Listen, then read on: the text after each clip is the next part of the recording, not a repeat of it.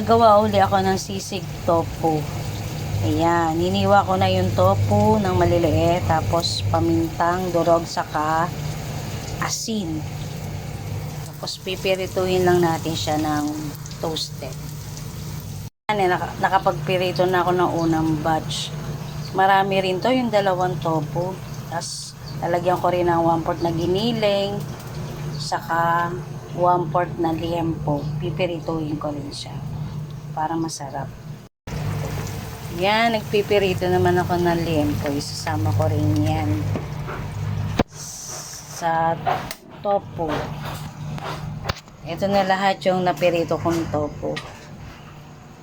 Madalas talaga akong nagluluto nito kasi nagustuhan nila pag wala akong maisip na ilutong ulam.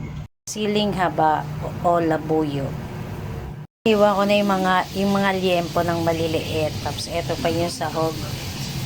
Kalamansi, sile, ayan, ani ko lang yan sa taas. Oyster sauce, saka mayonnaise. Tapos nagigisa na ako ng bawang, sibuyas at giniling. Lutuin lang natin yung mabuti. Lutuin lang natin mabuti. Lagyan natin ng oyster sauce. Siyempre, dato puti, ang gamit ko palagi. Buchanan. Tapos lalagyan din natin yan ng konting tubig hanggang sa matuyo. Ayan yung konting tubig. Yan, nilagyan ko na ng tubig yan. Natuyuan na. Papatayin ko na. Nalagyan ko na rin ng sili, magic sarap, saka kalamansi. Patayin ko na bago ilagay yung tokwa.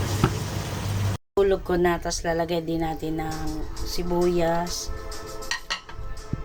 saka mayonnaise.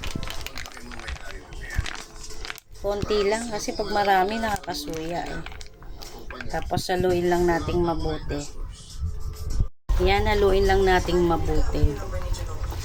Sarap nito. Paborito nila to eh. Kaya lagi naming niluluto rin to eh. Gusto nyo maagyan, lagyan nyo pa ng siling labuyo, saka pamintang crack.